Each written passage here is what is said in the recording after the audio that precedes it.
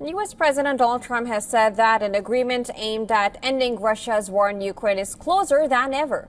And this as his team reported progress after talks in Berlin. Trump made the statement at a White House event after having called into a dinner in Berlin at which his envoys Steve Witkoff and Jared Kushner were holding talks with Ukrainian President Volodymyr Zelensky and European leaders.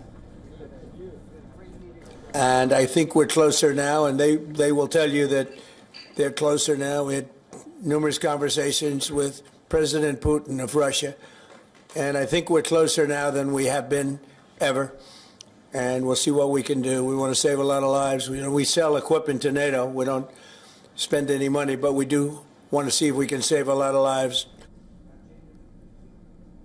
U.S. officials warn Ukraine must accept the deal, which they say would provide security guarantees in line with NATO's Article 5, which calls an attack on one ally an attack on all.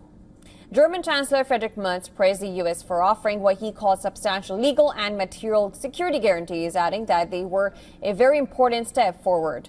The European leaders, in a joint statement at the Berlin talks, proposed a force as part of U.S.-backed robust security guarantees aimed at preventing Russia from violating an agreement to end the war. The European statement, whose signatories included leaders of Britain, France and Germany, also outlined what it said were other points of agreement between the European leaders and U.S. officials.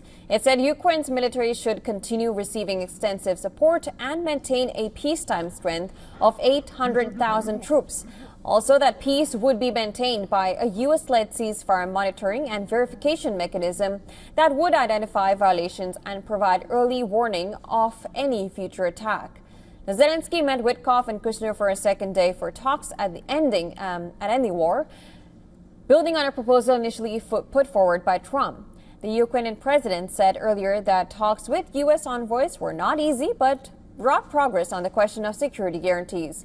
Zelensky hailed new security guarantees offered by Washington, but also said differences remained on the question of what territories Ukraine would have to cede to Russia.